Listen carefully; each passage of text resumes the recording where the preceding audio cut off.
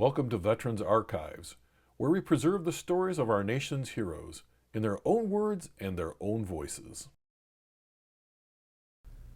Good afternoon. It's Thursday, September 26th, 2024. Today I'm talking with John Book, who served in the United States Army. So John, if you would, tell us when and where you were born. I was born in Carbondale, Illinois, in October 21, 1944. And my mom, the reason I never lived there after I was born until I went to college there years later. My mom had a sister who was married to one of the coaches at the university. Her name was Elise, and so she stayed with her for about 2 weeks until I was born, because there was no hospital in the town my mom was from. Okay, so you were born in Carbondale, but you never lived there. Right? Never lived there until years later I went to school there. Okay. And I graduated from there. Were a lot of the kids in your town then, were they born at home? At home. Okay. Right, at home. And my mom adamantly did not want to have me born at home. Mm-hmm. She was more comfortable with a hospital, with nurses and doctors in case something went wrong. So she was more comfortable that way. Okay. So what town did you go back to after you were born? It was during the war. Uh-huh. And I believe, I'm not really for sure, but my mom, when she was able, after I was born, went down to be with my dad in Florida. He was stationed at some place in Jacksonville, Florida. And until the war was over, that's where we were. And after the war, I came to live with my mom and dad at a house on my grandfather's farm. Okay. And where was that located? That was located just south of Fairfield, Illinois. Okay. Fairfield is the county seat of Wayne County, Illinois. Mm-hmm. And it's a few miles south. And in 1946, my brother came along. And so I vaguely remember, there are pictures of us at the farm. And so I vaguely remember that farmhouse. Mm-hmm. So I want to go back though. Your dad served. So was your dad serving in the Navy then? I'm assuming He was in the Army. in the Army in Jacksonville, Florida. In Jacksonville, Florida. He was in the Army band. Oh, okay. Army band, All right. and so he never was served overseas at all. Uh-huh. And never. I guess they needed a band there for all kind of ceremonies and things of that nature. So. That he never got overseas. Okay. Well, as a veteran, we all serve in the way that we serve, right? Right. Yeah. Yep. So, did you have brothers and sisters? I had the one brother, Uh-huh. and then after the one brother, I had three sisters. The first sister was Jeannie, born in '48. Kathy, born in '52. And then a menopause baby born in 1962 when we were living in California. Oh my goodness! So Yeah. you were the oldest then. I'm the oldest. Yep. And then so three sisters and a brother.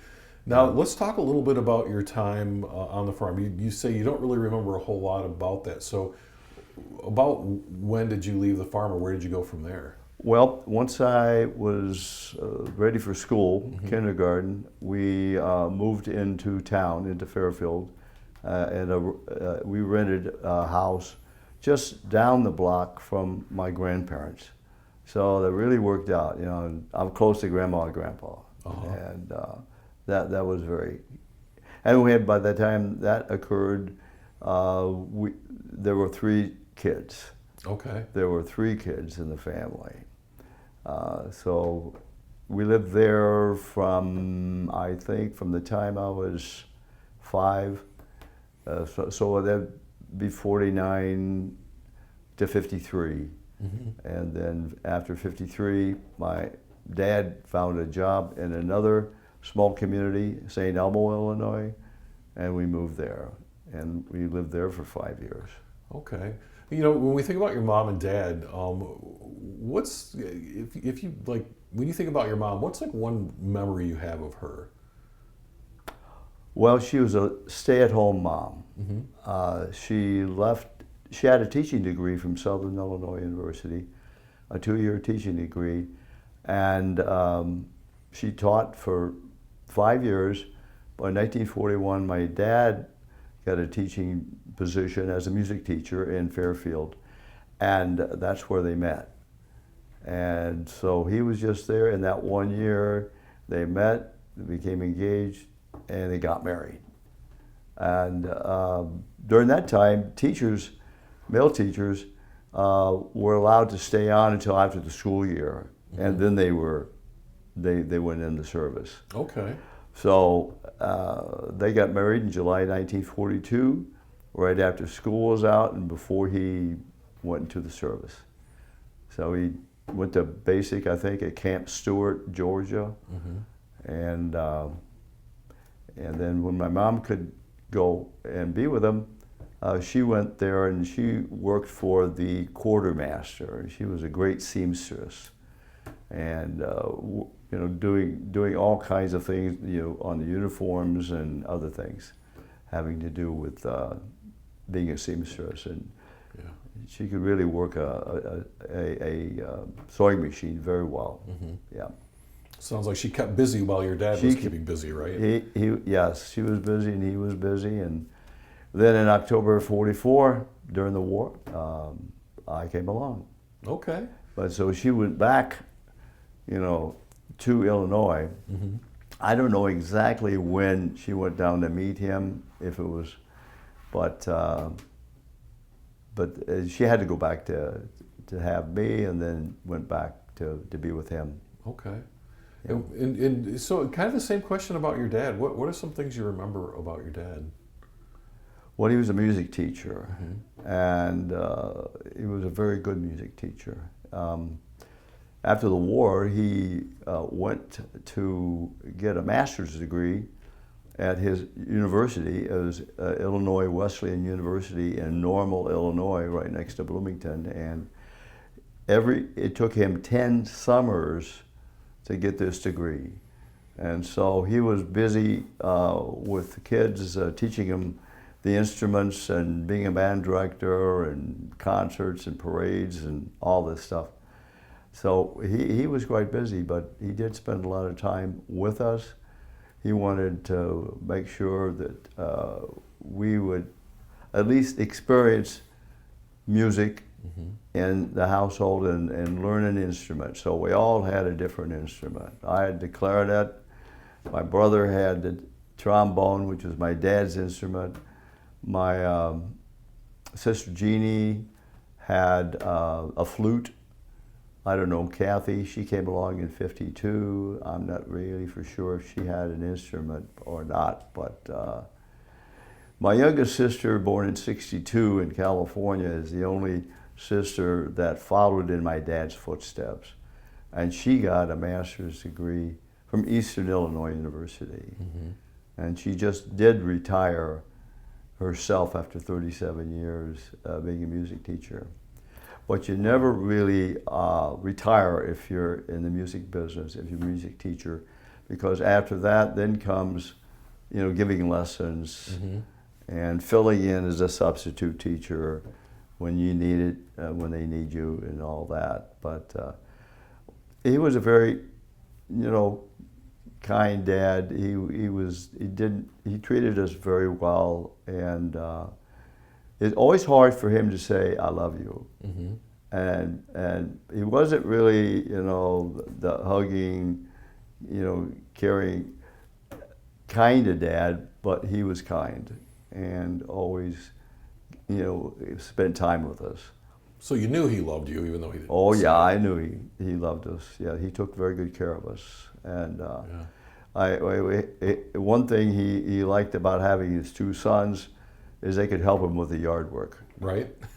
and play ball with him. And he took us over to St. Louis one time to see Stan Musial play. And I don't know if the young people, if you remember that ball player, Stan Musial, but he played for the Cardinals. I know who he is. I never saw him play. Yes, he was quite. he was in the 40s and 50s, Uh-huh. and he was one of the good. He was an all-star. Yeah, he was an all-star. So my dad loved to take us out for ball games. So later on in life, when he was retired, I took him once to see the Tigers play at the old Tiger Stadium in Detroit, and so he had a lot of enjoyment about being there for that. Oh, that's Yeah. exciting. Yeah, That's very yeah. cool. So let's talk a little bit about what was it like going to grade school for you. Were you a good student? Did you enjoy school? Well, yeah, I did. My mom was a teacher, and so if I had any problem with studies, she could help us. And the best part of growing up was my mom was a stay-at-home mom, and she was always there. And she actually, back in those days, if you were married, you couldn't be a teacher as a female. Really? Yep. But she wanted to be a stay-at-home mom. Once she raised all us kids, then she went back to teaching for another 20 years and retired. So overall, about 25 years, she was a teacher. But she was, she had patience. And really, she never, I never hardly ever saw her upset and mad. She just gave you the look. If you messed up, we got the look. Uh-huh. And that was it. You know, if my dad got upset with her about something, she gave him the look, and he just melted. You know, just. So the look worked on everyone. The not look just the worked kids. on everybody. Yeah. Okay. But she was a great mom, Yeah. and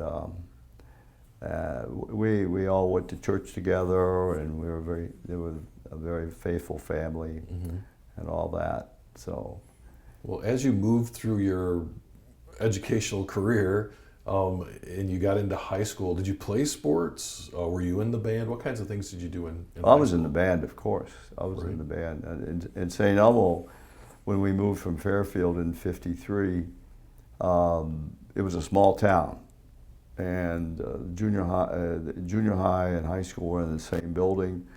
And so once I got into junior high, I was in the band with my dad. It was the only time I was ever in the band with my dad. So I know I watched myself so I wouldn't mess up, you know. How did it feel to be in the band with your dad, though? Oh, it was good. Yeah. It was good. I didn't take any flack from anybody, you know, that he was there. Everybody really appreciated him. It was a small town. He was the only music teacher in the entire town, about 2,500 people. And so he worked with the grade school kids in getting them ready with instruments and everything. And so that once they were in junior high, they would be ready to be in the band if they still wanted to. It was all elective. Right. So he tried to create, you know, an environment which is be welcoming to the kids. So he had a lot of patience, because trying to learn an instrument, it took me a few years to get a decent note out of my clarinet. That's a tough instrument to play. It's a reed, Yeah. yeah. It was a tough instrument to play, but it was easier for me than the cornet. I wanted to be a trumpet player first, either trumpet or cornet. They're about the same, Yeah. and but I just couldn't get the knack of the embouchure, how my lips, you know, and the mouthpiece worked together. Yeah. So reed was better, and later on in life, I also tried the saxophone, and I love the sax. A lot easier to play even than the clarinet. Really? Because it looks so complicated. No, the saxophone is a lot easier to play. The mouthpiece is better to play, and so overall, Oh. I enjoyed playing the sax. I never did own a sax, but I still have my 2 clarinets at home. One clarinet was for the marching band, and the other clarinets for the concert band. Mm-hmm. Because you don't want to have a good clarinet out in all the weather and all that. So Right. I feel like we should have had you bring it with you. It would have been nice to hear a song. No, I was considering maybe going into a community band with the clarinet, but I need lessons. It's been so long, I wouldn't have to take lessons all over again, and the clarinets probably need to have some maintenance done on them to get them fixed up a little bit. Yeah, because they have all the cork where they fit together. There's a cork that sometimes dries up, and you need to replace that. Yeah. Yep. So you anything else stand out in high school? You just kind of made it through high school, and then. Well, what stood out in high school is that once my dad got a master's degree in 1958, he was heeding the advice of our relatives in Southern California to come to California, the land of milk and honey. Right, opportunity, all that stuff. And in Southern California, because a lot of relatives of ours worked in the war plants there during the war, and they're telling us the school systems are just bursting at the seams, the demand is just out there. So he did, and he auctioned off everything that we had, furniture, appliances, and off we went to Riverside, California in 1958. We drove out there in our 1958 Pontiac station wagon with no air, mom, dad, and 4 kids. Yeah. And I don't want to interrupt, but for the people listening out there, they used to make cars that did not have air conditioning. Air conditioning didn't exist for a long time. Not then. then. Made for some nice warm rides. Yep. Yeah. Well, you could roll down the window, and that was the air conditioning. We used to call that 260 air conditioning, where you roll down 2 windows and go 60 miles an hour. Yep. Yeah. It's, so that was quite an experience to go from Southern Illinois, and it wasn't as diverse at all, but out in California, everything was diverse and different, and but we didn't have too much problem assimilating out there. I found out that when I was in 9th grade, I was not in high school. Because the population was growing so fast, there was not enough room for 9th grade in the high school. But they had room for us in the junior high, so I was still in junior high. They didn't have middle schools. They didn't have any middle schools back then. So I was in junior high, Shamawa Junior High, and then after that, I was in Ramona High School for my 10th and 11th. And then my senior year, my mom and dad decided that they're going to move to a new home in Riverside. And I still couldn't understand years later why they made that decision, because we were only in that house for a year, and then we moved back to Illinois. We moved back. They were homesick for Illinois. My grandfather had passed away, and they felt the urge to go back. And even though California was nice, my aunt and uncle lived out there, and I had some other relatives.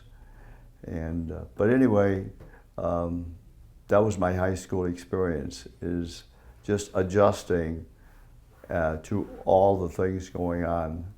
But I was in band, and I was in sports. I was in track. Okay.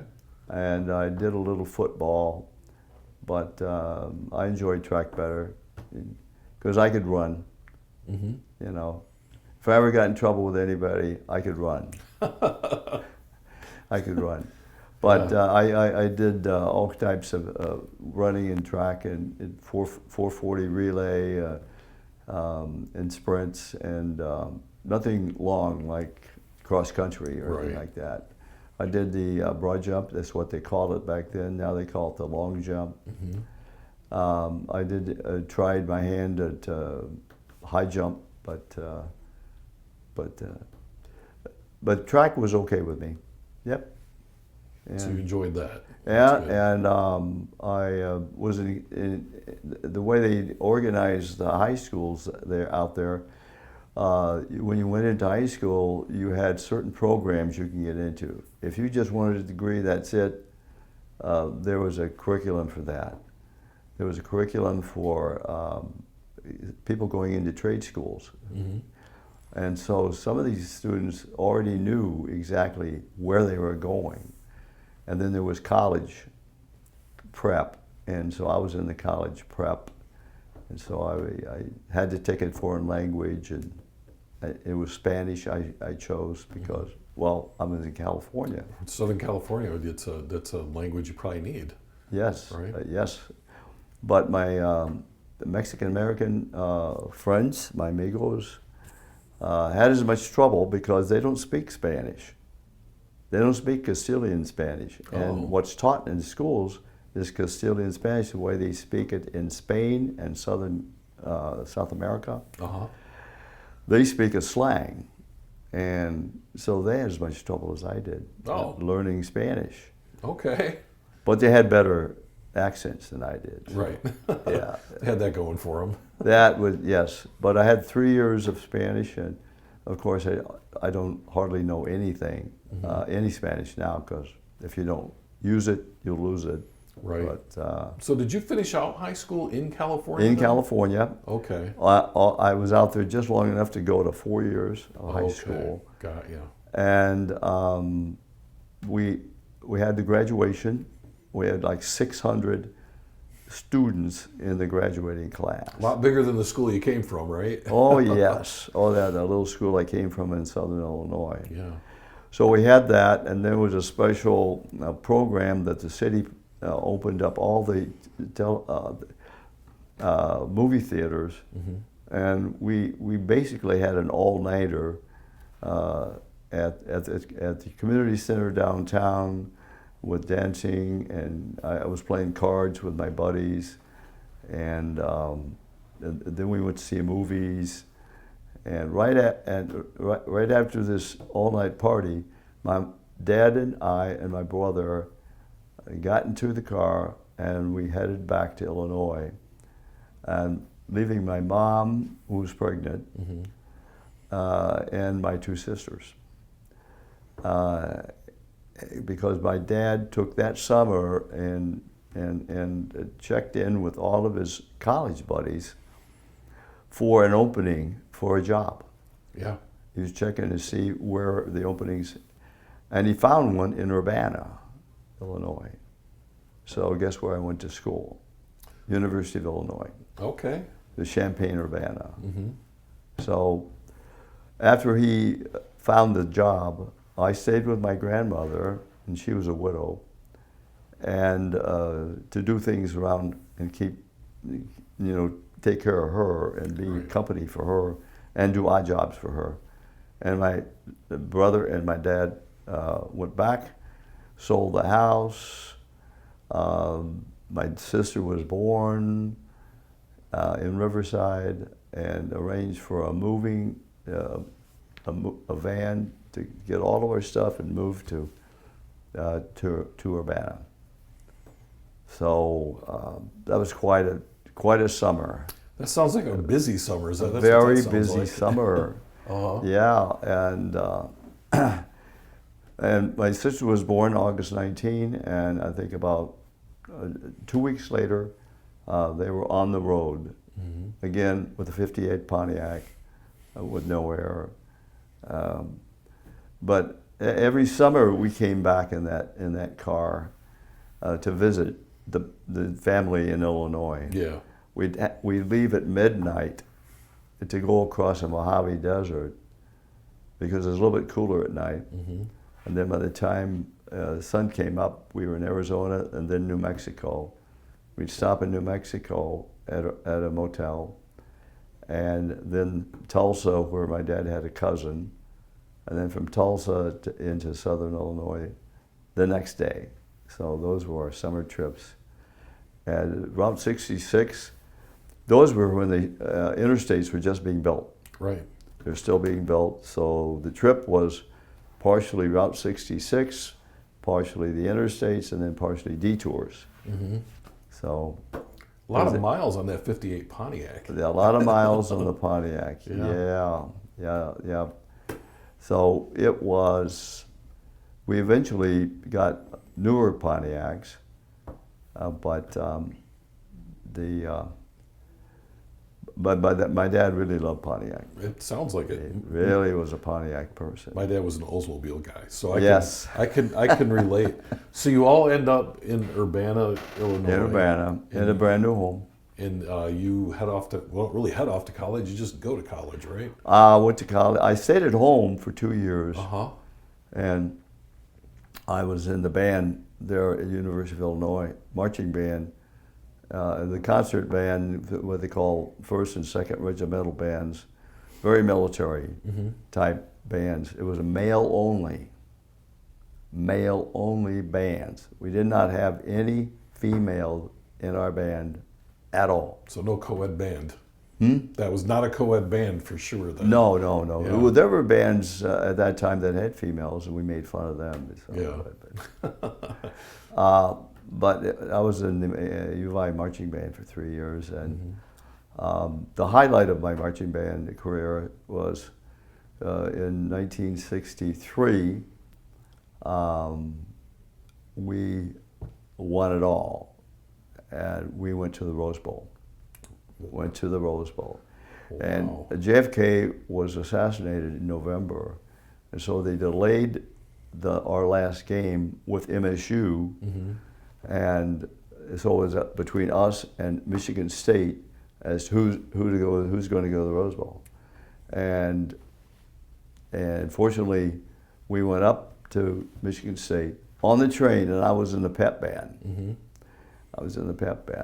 And that's when they had Bubba Smith playing. Yeah. But we had an even better player, and that was Richard Dick Butkus. I think I've heard that name before. Yes, Butkus.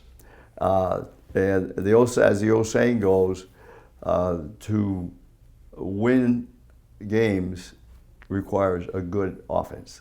To win championships requires a good defense. And that's how we did it. Michigan State did not score at all on that game. We beat them like 15-0.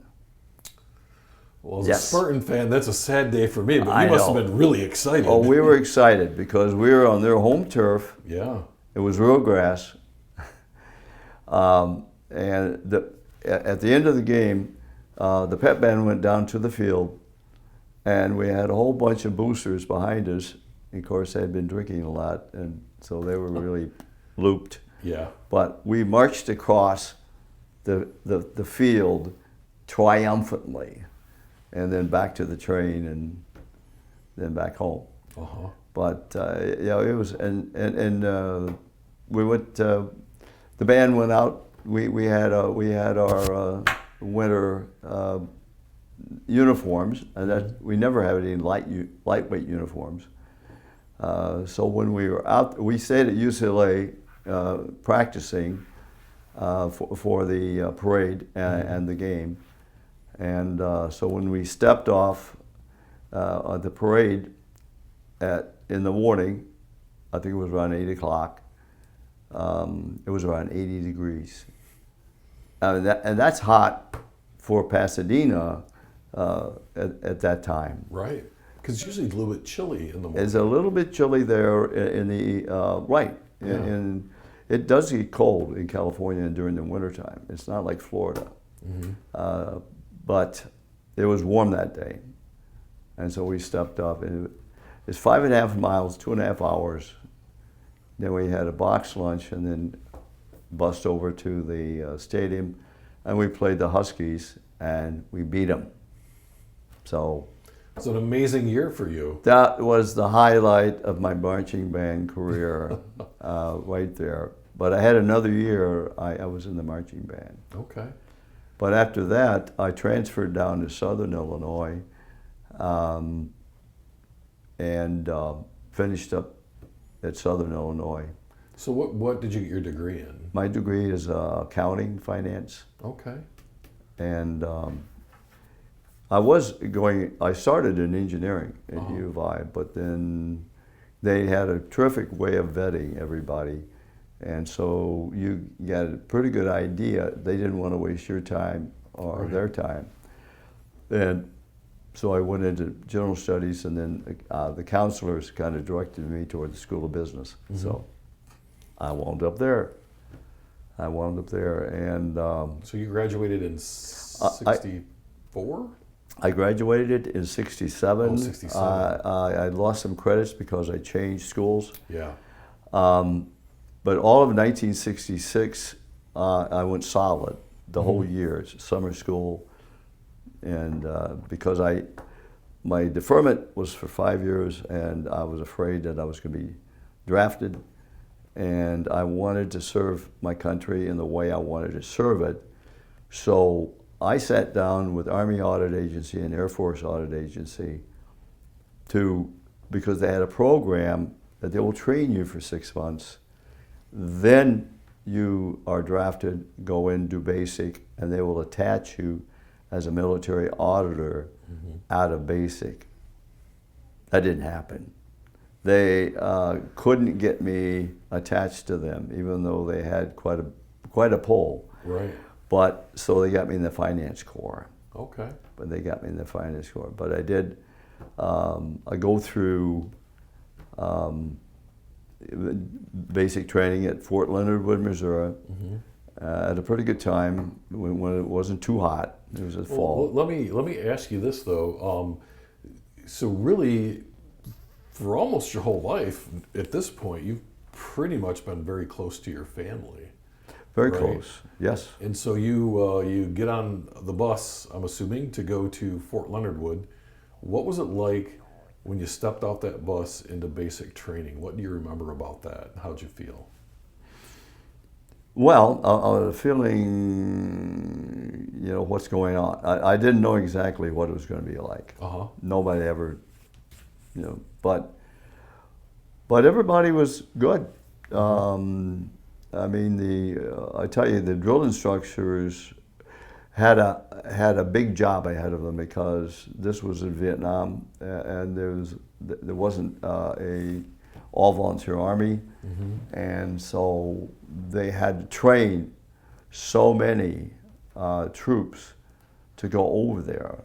And what a lot of people don't realize is just how many troops were there in Vietnam. And so everything was rush, and you just had to, go with it. And nobody really put up any fight at all because they saw the importance of training and getting ready for that. Not everybody who went through basic went to Nam, but quite a few. Right. Quite a few.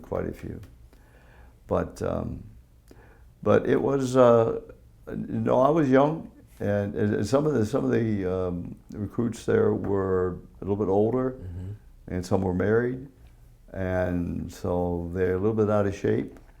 And me, I was in pretty good shape then, especially for all the marching over to the rifle range for 2 weeks. Right. Well, you had marching down. You know how to march. I knew how to march. Absolutely. This time I'm marching with an M14. Right. It's a little different. Yeah, a little bit different. I wasn't introduced to M16 until I was called up to go to Vietnam. But they did get me into the finance corps. So the finance corps is at Fort Benjamin Harrison, which is near Indianapolis.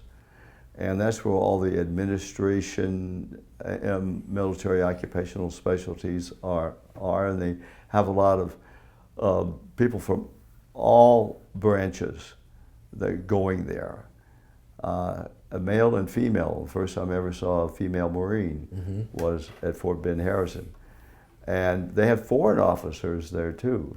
So I remember a guy named Cronauer who had a movie called Good Morning Vietnam. Oh, so you met him? No, I didn't Oh, meet him, but he went through Fort Bend Harrison Okay. for his MOS. Uh-huh. And but I learned later on about it when I saw the movie with Robin Williams. Right. But that was an interesting movie and very, very true because every morning in Vietnam, when we were at breakfast, Armed Forces Radio came on and they'd always say, "Good morning, Vietnam." And they always start off, all the other DJs after him pretty much used the same techniques. So he sort of started that. Yes, he started that. So how long were you at Fort Benjamin Harris then? I was at Ben Harrison until I think around February of '68. Okay. And I was on orders. Here's the interesting part of my story. I was on orders to Korea. Mm-hmm. I could have gone to Korea, not thinking later on I would be levied to Vietnam. Right. So I called the gentleman up in Chicago where I trained with Army Audit and I said, I'd like to stay stateside. Could you find me a stateside assignment? He said, okay, I'll get back to you. And he got back to me and said, I got one for you. You're going to be attached to, you're going to be working with a task force at the Army Tank Automotive Command in Warren, Michigan. And I said, really, what's the mission there? I said, your mission with the task force is going to clean up the books and records of this operation there, this tank production operation, because it's so screwed up that Army Audit will not go in to do an audit. Wow. And there was 7,000 civilians that worked there at that time, and Chrysler was the main contractor. I said, really? Wow, that's your tax dollars at work, or not. Sounds like a lot of work to fix. And yes, there was a lot of transactions to go through. You had to go through quite a few transactions and see if everything is correct with each one of them. It almost seemed like an impossible task. But I was working with a group, and but one of the female workers there at the plant was my future wife. Oh. So if I had not made that call, Uh-huh. if I hadn't made that call, our paths would never have crossed. So that was something that you wonder about. How did this happen? Everything happens for a reason, right? Everything happens for a reason. Everything Yeah. happens for a reason. So I was levied to Vietnam. I went to the colonel and he said, before you say anything, my hands are tied. My hands are tied and you have to go. So basically, there was a problem with my future wife's mother. And even though we were planning on getting married after I came back, we decided to elope. And so we did, because we couldn't trust her, and my mother-in-law would come between us. We felt that it would come between us. So we eloped, and I took her to live with my grandmother, and who was a widow. And that worked out. So she stayed there while you were... She stayed there in Southern Illinois. Yeah, so she had to get used to the lifestyle down there. Yeah. In Southern Illinois, and but that worked out. So when did you end up going to Vietnam? I was in Vietnam in September '68. Okay. And I went through the 2-week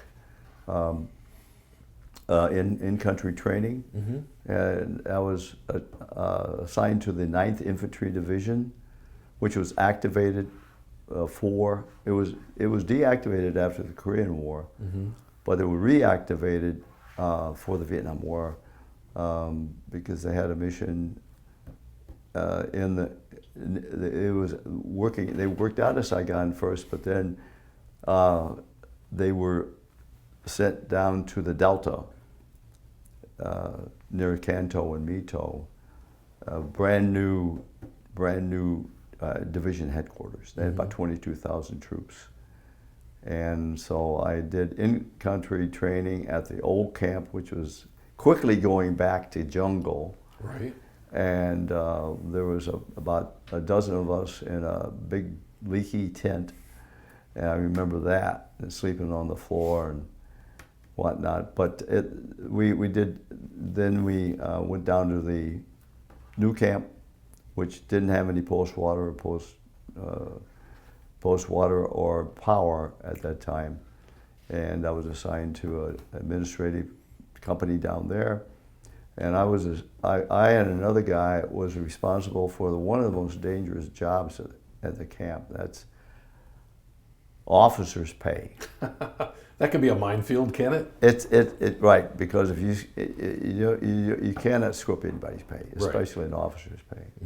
So we in-processed officers one day, in-processed about 25 doctors from Puerto Rico. I in-processed a full-bird colonel one day and went to see him. I had to go to him, and obviously, but we also did other duties, like guard duty at the airstrip. I did a lot of guard duty at the airstrip and working in KP, because even though we had ladies from the village at the kitchen, we still had to pull KP. I think it's just a military thing, right? It is. Wherever you end up, you're peeling potatoes somewhere. My two grandsons both have been in the Army and back, and they don't have KP anymore. And they said, well, that's all part of the adventure. That's all part of the good times, to work in the kitchen, right? For one of the most meanest persons on is a kitchen sergeant. Oh yeah. Yeah. It's one of the most thankless jobs in the military. Yes. You learn a lot from it, though. Yep. Well, I did KP at basic training, and you get up at about 3 in the morning and get over to the kitchen, and they'll have you maybe clean the grease or whatever. Right. A lot of things. Yeah, it's you're a slave for a day. That's You're definitely true. a slave for a day. That's true. But so, anyways, my experience at Dong Tam was not too bad at all. Not too bad at all. A company area that one of the bravest people that I ran across there were the LRPs, Long Range Reconnaissance Patrols. They were in the company area right next to us, and I went over there for movies and snacks and quite a bit. And they would go out and do recon in full camo, head to toe, for about a week or so. And they would go right up into even sometimes the middle of the enemy and do recon. Never engaged unless they were engaged, and brave soldiers. It's only a very dangerous job. Very dangerous job. Very dangerous job. Did you make a lot of friends when you were there? Yeah, I did, but we didn't, connect afterwards though.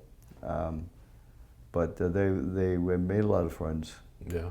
Made a lot of friends. And how long were you there? I was there 9 months, because I was there near the end of my 2-year, commitment, and I did get early out to go to grad school. Okay. So I didn't know about that, and I learned about that. Actually, shortly after I left, the 9th Infantry was disbanded, and they started, when Nixon made a promise to take the troops, to start bringing the troops down, he was he was right on, and he fulfilled that promise, and so that's why I voted for him. And because there was 500,000 boots on the ground when I was there. That's a hard number to get your arms around. Over 500,000 troops. It's a lot of people. A lot of people, and there were a lot more troops involved with that, and wounded and deaths than all the other conflicts that we've had since then combined. It's a lot. It's a huge number. Huge number. So they started. So I was able to come back in June 3rd, 1969, and took the long airplane ride from Kyoto, Japan. We went from Benoit to Kyoto, Japan, and Kyoto, Japan to Traverse Air Force Base. It was a 10-hour flight with 250, and you go from the jungle, right, and then cabin air and all for 10 hours. A lot of us were sick when we got to Traverse. Yeah. But then we had to go out process at Oakland Army Base. And it took me a whole day because I was coming back in country and then leaving the service.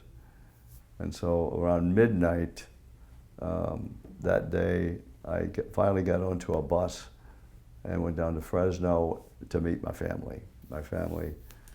My mom and dad, wife and little sister came to meet me. And then I had an aunt and uncle that he was an orange grove. He had an orange grove just north of Visalia. And so they all came to meet me. How'd it feel to be home? It felt great to be home. Oh, it felt terrific to be home, yeah. Did you have any trouble adjusting to being back or any of that? Or was it just kind of, you just got home and... Well, one of the good things is that I was so screwed up inside, I guess, that I loved the cigarettes, you know. Cigarettes back then, it was 35 cents a pack at the PX. And of course, I did a lot of smoking, especially over there. But when I came back and lit up, I got sick. And eventually stopped altogether. So because my dad was a lifetime smoker, and he died of lung cancer. But he didn't get that till the 80s. Yeah. But so I was happy that I was able to give that up, because it's so hard for people to quit smoking. It is. That's a hard addiction to kick. So you come back home and you were accepted to grad school. So where was grad school at? At Southern Illinois. Okay. Southern Illinois. Literally coming right back home. I was coming right back home to my alma mater. Yeah. And I had a summer job that summer, cleaning the dorms at Thompson Point. And what I didn't realize until I came back to campus just recently after I got married, after my wife passed away, I met a wonderful lady online, and we have been married now for 2 years, 3 months. Yes. And shortly after we got married here in Brighton, at St. Mary Magdalene Church, we took a trip to meet my siblings, and that took me to Southern Illinois again, and I took her on campus, which of course I hardly recognized because of all the changes. Right. But one thing that didn't change was Thompson Point dorms. There are about 12 dorms there, and they're exactly like they were when I graduated in 1967. So, but in '69, when I came back from Vietnam, I was working for $1 an hour cleaning the dorms. So, but then after that summer, I started grad school And So what were you getting your master's degree in? well, it would be an MBA, Okay. Master's in Business Administration. But it was hard for me to get back in the swing of things in school. Mm-hmm. And so instead of full-time, I went part-time, and I started working for on-campus housing. While I was a student there, I was a student worker for on-campus housing at Thompson Point dorms. So I was working then I became a full-time employee for the university. And at that time, my uncle, who had been a coach since the 40s, Mm-hmm. is now athletic director. So I got to work with him. His name is Glenn Abe Martin. Okay. Glenn Abe Martin. And the baseball field, see, he started the baseball program there at Southern, and the baseball field is named after him, in memory of him. But while I was there, Army Audit Agency was on campus recruiting. So I stopped by to say hello, because, This has kind of come full circle, right? I came full circle, Yeah. and so I found out from them that they were recruiting not just locally, but for the West Coast. Uh-huh. And I said, really? And the entire West Coast, and their headquarters was in Redwood City, California, up by San Francisco. Mm-hmm. And they also had area offices in El Paso and Denver and Seattle. And one thing led to another, and I accepted. I signed up to go back to them. Because I'd never was attached to them. Right. Got the training in the 6 months there out of Chicago. And so I went home and told my wife, hey, guess what? We're going to California. She said, great. Great. She didn't have any problem with it at all, because she was not exactly that happy. She was born and raised in Detroit, and she knew that world, that culture, a little bit different culture down in Southern Illinois. Yeah. A little bit different. And the weather's not exactly that great either. But so off we went to California. So when you're a part of Army Audit, are you a civilian working for the? I'm a civilian, right. Okay. I was a GS-9. Okay. I was a GS-9, and if I would have stayed with them, I could have gone up to maybe 11 or 12, up to that level. But I was under contract with them for 2 years. Okay. They moved us to California, and I worked for them for 2 years. And then after that, I was tired of being on the road, because they covered the entire West, everything west of the Mississippi and Alaska. So if you're going to go audit, you had to go somewhere to do that. You have to, yes. Right. And there was the mission-oriented audits at that time. They changed to Army-wide, worldwide audits, just auditing certain functions. But back then, it was a mission-oriented audit. So when we audited Fort Ord, which is near Monterey, it was for 2 months. Yeah. When we audited an Army depot in Tuala, Utah, it was for like 2 months. And so those are the audits that we audited. The Army, Oakland Army Base, that was 6 months. But that was right after I went to a couple-week training there in California. But Redwood City was the headquarters of the Western area. And I thought I'd be off to wherever right afterwards, but it happened to be 6 months in Oakland. Okay. So I was a little disappointed, because I wanted to, Yeah. go to the other places. So I had to commute up to Oakland for 6 months. But yeah, those were the audits I was on, and audited the 5th Army headquarters up in San Francisco, Letterman General Hospital, which is right next door up there in San Francisco. And I think one of the last audits I was on was the Oregon National Guard, because we audited the Oregon National Guard. Because after Fort Ord, I was doing audits on weapons accounting and internal control over weapons and ammunition.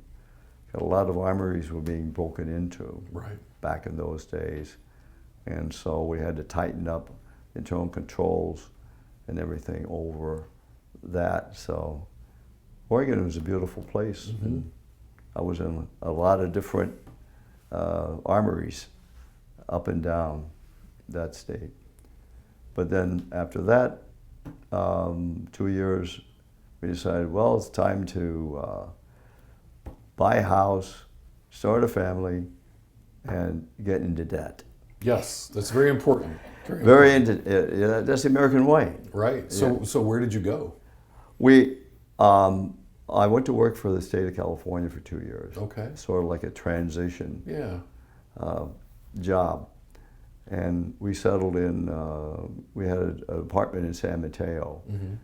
And I was a business tax auditor for the Board of Equalization. Board of Equalization is one of the largest government entities in California, because part of it is business taxes, which is sales and use, and property taxes. But I was a business tax auditor for San Mateo County,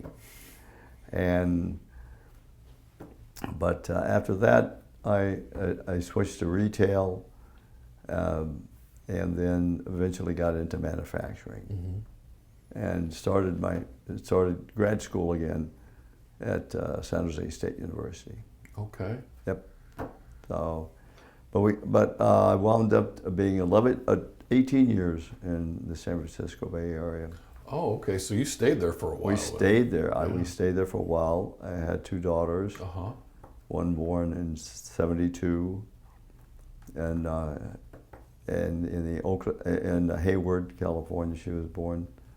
And then my youngest daughter, Debbie, was born in San Jose in '79. So they were like 7 years apart. It was difficult for my wife to have any more kids after that. Yeah. So it was a miscarriage in between. Okay. And but after a while, we got homesick for back here, and I decided to. I was looking for a job back here from California, but it's almost impossible to find new jobs. Yeah. So we just sold the last house. We lived in 3 different homes in 16 years, and so the real estate market there in California is just booming.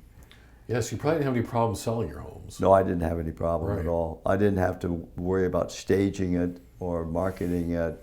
Just put out a for sale sign and boom. Someone would buy it. Someone would buy it. Yeah. Someone would buy it. So I took the appreciation from the house and moved us back in '88. Okay. And where did you end up in '88? In '88, we stayed with in-laws for a while. But then we wound up renting a house in Canton. Okay. And my oldest daughter graduated from high school in Plymouth Canton High School. And but I had a job as a plant controller at a chemical plant in Riverview, right next to Wyandotte. It's not there anymore, but it was the big one. And they had about 50 acres, 12 processes, and employed about 250 people. So it was a big plant. And how long were you there? I was there for about 5 years. Okay. And then I moved on to be a controller at another company, Cux Graphic Systems, which they were based in the western part of Detroit on Burt Road. And I worked there as a controller until they basically went out of business. Went out of business because Amoco and BP were our biggest customers, and they merged, and that put a big constraint because it took them 3 years to come up with a new image. And we were in the sign business. We were in the sign and imaging business, sign material. So I had to leave. From there, I was laid off from there because the company was going down. And then I found part-time jobs, and eventually it was in 1964 that we sold our house in Allen Park, and I moved to Dundee for a year, and then but found another controller job in Lansing. Okay. Found another job in Lansing. So that's what took me to Lansing, was a job with the mechanical contractor. But by that time, then I was laid off from there when they did a organizational change and brought in a general manager who had an accounting background, and I was out of it. Right, because he could do Do the both. job, right? Yeah. Yeah, he could do being general manager and the finance and accounting. So I was sort of winding down, and from that point I went to work for a social service agency for a while, and then, but in '08 my wife got sick, and she was disabled for 12 years. And I took care of her, and eventually I started working part-time. So the way I approached retirement was just I took Social Security early, and then you can only earn so much. Yeah. And then I was sort of working part-time. In my last 6 or 7 years, I was working mainly part-time. But then in January 1st, at the age of 77, 2022, I retired. Wow. Because by that time I had met Joan, and we were preparing the house for sale, and we were preparing for a wedding in June, and so I was able to sell my house, and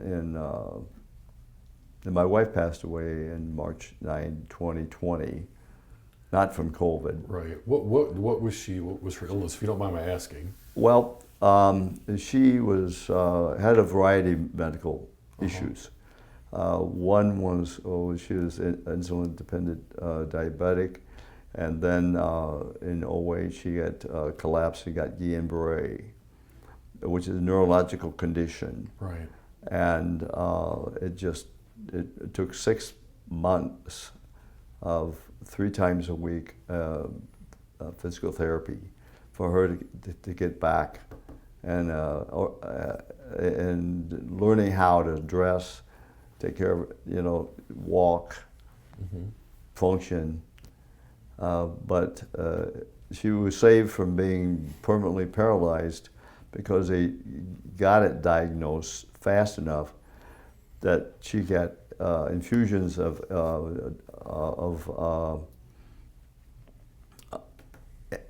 antibodies. Her antibodies couldn't fight against this. It was caused by a virus, probably from a flu shot. That's what the neurologist suspected. And her antibodies just couldn't fight against it, so she had infusions of antibodies, 5 in the hospital and 2 afterwards. Wow. But then all the physical therapy. But then she contracted CLL, which is leukemia. And that's what finally killed her, was the leukemia. It came back. It got stronger and stronger.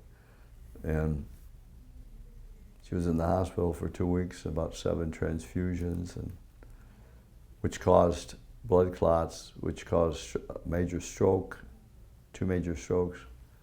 So if you go back to leukemia, that was the cause, even though the strokes are on the death certificate. Right.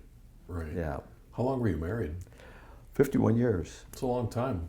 It's a long time. It doesn't seem that long, No. but You lived quite a life for that 51 years. for 51 years, yes. Uh-huh.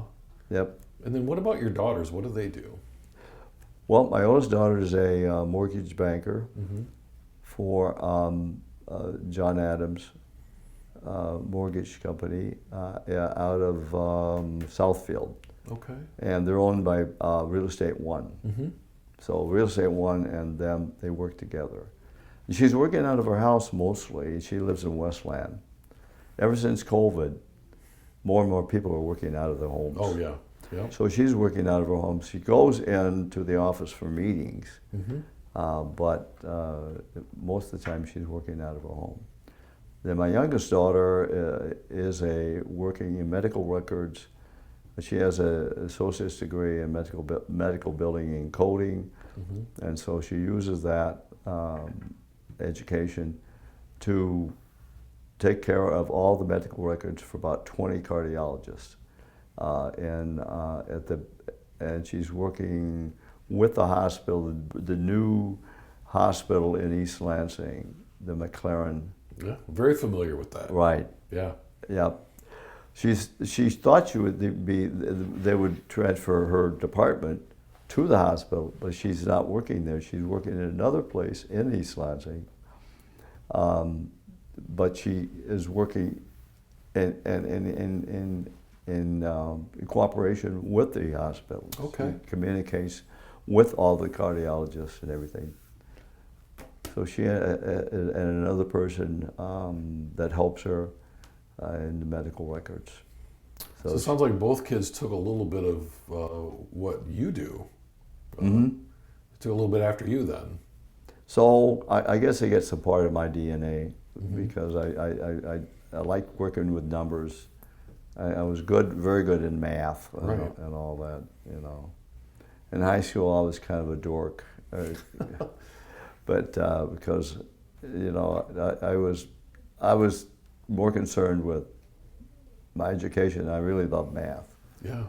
Really loved math. But I never wanted to be a math teacher because I saw that how much of a struggle it was for my parents being teachers. Mm-hmm.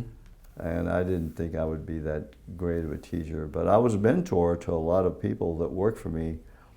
I was a controller for a lot of different manufacturing companies over the years and had a team of people that worked for me. And I sort of mentored them. So you were a teacher of sorts. I was a right? teacher of sorts. Yes. Yep. Yep. So you now, what year did you lose your wife? That was 2020. Okay. In March 9.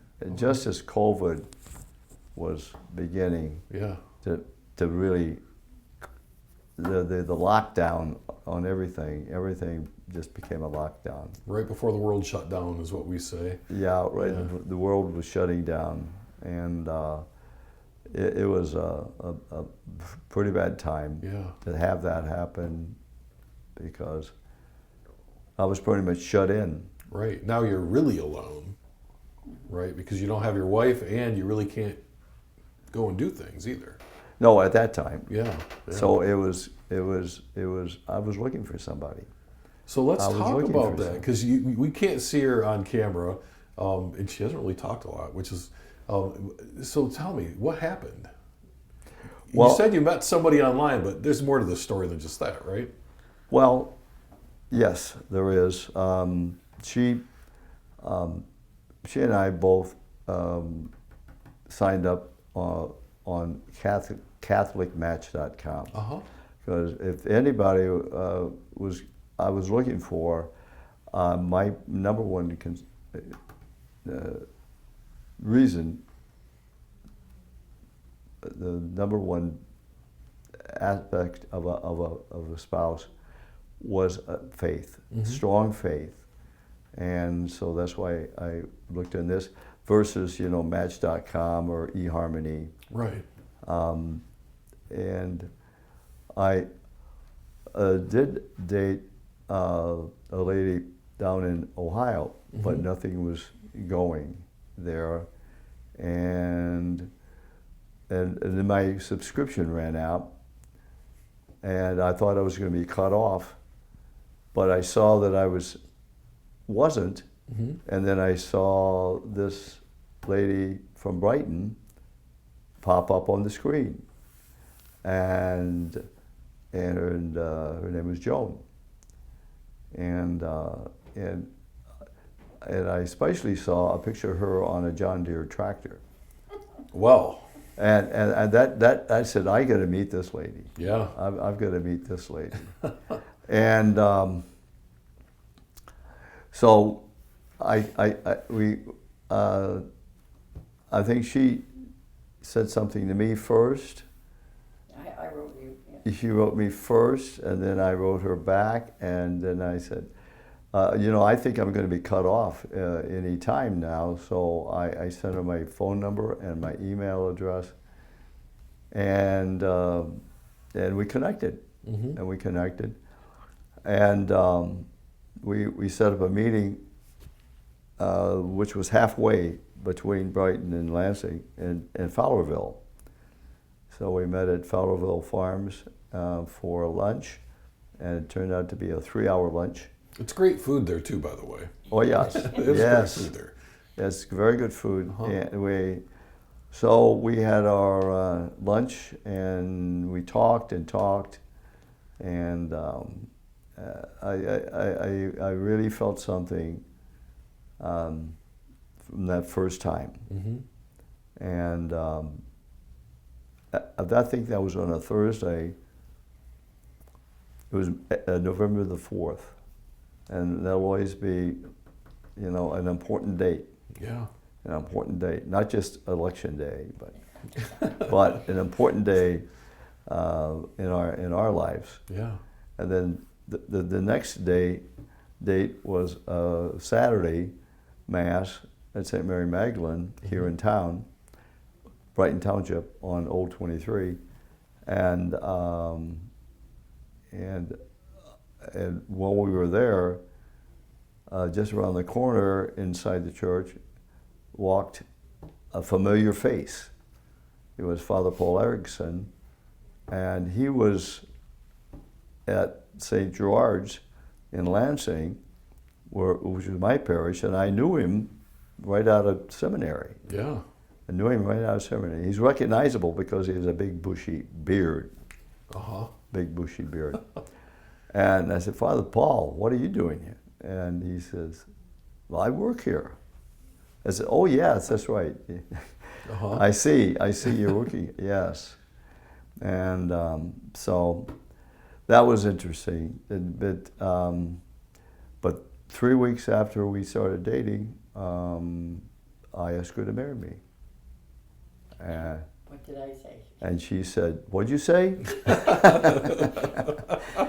And then I said, I asked you to marry me. And she said, yes. And so from that point on, we planned the wedding. But we had to go through the same marriage prep as young kids. But it was good because we needed to know more about each other. We hadn't really, we just scratched the surface of getting to know each other. So. No sense of wasting time though, right? No, well, when you're time matters, and you have to to really, jump on the opportunities when you see them. So I truly believe that something drew me, and it was probably the Holy Spirit. Yeah. Drew me there to get down on my knees and ask her to marry me. About the list. Yeah, huh? About the list. Oh, yeah. She had also, before this, she had, we discussed, she showed me a list of what would be her perfect spouse, her perfect mate. And everything on that list, I filled. You checked all the boxes. I checked all the boxes. And so I think that was another thing, another item right there that made me Well, you knew that she Knew. wasn't just looking for a guy to marry. She was looking for the right guy to marry. Right guy, the Yeah. right guy. Very yes. important. Yeah, the right person. A person who had is helping people. I was a member of the Knights of Columbus and doing a lot of charity work. I took care of my wife for 12 years and was faithful in doing that. So I had a strong faith and I served in the military. I served my country. I felt very strong about it. I'm very patriotic. I'm in the 4th degree, the patriotic degree of the Knights of Columbus.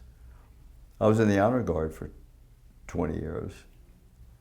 Old regalia, not the new regalia. But still, One of the items on the list was, I want someone who loves our country. yeah, Oh, well, there you go. That is someone who loves his country for sure. I do. So when were you married? We were married June 25, 2022. Well, So it was 2 years, 3 months, and 1 day. well, but like we said, I think we said this before we started recording. Who's counting? Yes. Who's right? counting? Who's counting? Right. Every day is a blessing. Yes. Mm-hmm. So you have lived quite a life, and you've done a lot of things over your lifetime, Yeah. and including something that a lot of people don't get in their lifetime, and that is to find two people that you love enough to share your life with. Yeah. That's quite a blessing. And as we start to close out our conversation today, you know, people will be listening to this story, I'm hoping 100 years from now. And so when they're listening to that story, what would you like them to take away from this conversation today? Well, what and I wrote it down here is that the importance of God and the Holy Spirit in leading your life. Always be aware of their presence. Listening to that small voice to direct your life, to keep you on the right path to holiness on your way to heaven. Know that you are always a work in process and always continue to make progress. Never ever give in to the temptations of this secular world. In this way, you will not only assure your salvation, but you will be a strong influence on many others in your life, your family, friends, and many others you come in contact with throughout your whole life. And so that's my message. There's many ways I could have gone a different direction. Right. But you have to work at it every day. You got to work at it every day. You just can't say, well, I'm fine now, so I just. But every day, you know, to love God and love your neighbor as yourself, the two greatest commandments. And I try to live my life that way. And Joan is a blessing in my life to keep me on that path.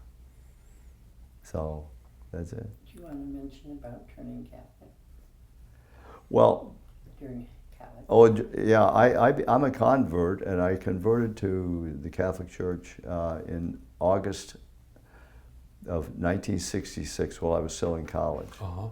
I had a roommate who was Lebanese American and Catholic, and he led me to the church. He started attending Mass and going to Newman Center, and that's how I was led to the Catholic Church. So. And that's made all the difference, it sounds like. It's made all the difference, and I didn't know that much when I turned Catholic about the Catholic Church, but I knew enough, and I was not happy with the Protestant church that I belonged to. So, and my family, when I turned Catholic, had no problem at all. There wasn't any, big to-do about it. I'm an adult, and I chose what I figured was the right path for me. And it was the worship that really drove me. It was just a beautiful church that Christ established, and it still is going. There's been a lot of ups and downs, but I'm very happy of where I am, and we have, as soon as we have more time, we're going to be more useful as far as helping people and doing outreach work. Well, great. Yep. Well, and thank you for meeting me here today and for sharing your story with everyone. It's been a pleasure to get to know you and to learn more about you. Thank you. Thank you. To listen to this full story or to hear the stories of other veterans, go to www.veteransarchives.org and click on the Media tab.